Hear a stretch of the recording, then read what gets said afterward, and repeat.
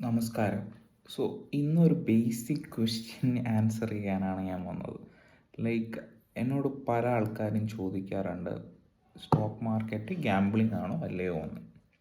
അപ്പോൾ അതിന് എൻ്റെ ഒരു ആൻസർ എന്ന് പറഞ്ഞാൽ യെസ് ആൻഡ് നോ എന്നുള്ളതാണ്.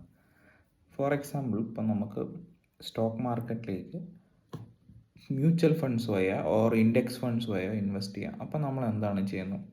നമ്മൾ കുറേ കമ്പനികളിൽ ഇൻവെസ്റ്റ് ചെയ്യുകയാണ് അറ്റ് എ ടൈം. അപ്പോൾ അതിൻ്റെ ഒരു ഗുണം എന്താണെന്ന് വെച്ചാൽ, we are expecting the company or the index to grow in value. അപ്പോൾ നമ്മൾ ഇൻവെസ്റ്റ് ചെയ്ത പൈസയും വളരാൻ വേണ്ടിയുള്ള ചാൻസാണ്.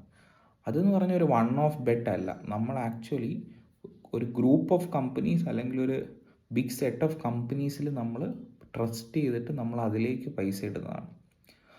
അതൊരു ഗാംബ്ലിംഗ് ആയിട്ട് എനിക്ക് ഫീൽ ചെയ്യുന്നില്ല. ബിക്കോസ് നമ്മൾക്കറിയാം ഇന്ത്യ ഒരു ഗ്രോയിങ് എക്കോണമിയാണ്. സോ ഇന്ത്യ വളരുമ്പോൾ അതിൻ്റെ കൂടെ ഇന്ത്യയിലുള്ള കമ്പനികളും വളരാൻ ചാൻസ് ഉണ്ട്.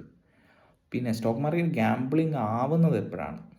എന്താണ് ഗാംബ്ലിങ്ങിൻ്റെ ഇന്നേറ്റ് ഡെഫിനിഷൻ എന്ന് പറഞ്ഞാൽ, we are investing money in something that we don't know how it's going to turn out. അതിൻ്റെ ഒരു വലിയൊരു സംഭവമാണ് ഫ്യൂച്ചേഴ്സ് ആൻഡ് ഓപ്ഷൻസിൽ നമ്മൾ കളിക്കുന്നത്. കാരണം futures and options almost like 3 months പീരീഡിലാണ് ചിലതിനൊക്കെ എക്സ്പയറി വരുന്നത്. മാക്സിമം എക്സ്പയർ 3 months ആണ്.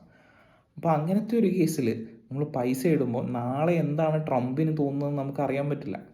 അതൊരു വലിയൊരു ഫാക്ടറാണ്. സോ അങ്ങനത്തെ കേസിൽ എഫ് ആൻഡ് ഒൻ്റെ values based on short term volatility of the market, but in long term we expect the market to grow because Indian economy is suppose to grow in the long term. Okay, അത് പറയാനാണ്. So എന്താണ് ഈ F and O, എങ്ങനെയാണ് long term ആയിട്ട് നമ്മൾ mutual ഫണ്ട്സിലോ സ്റ്റോക്സിലോ invest ചെയ്യേണ്ടതെന്ന് ഞാൻ വേറൊരു വീഡിയോയിൽ പറയുന്നതാണ്. താങ്ക്സ്.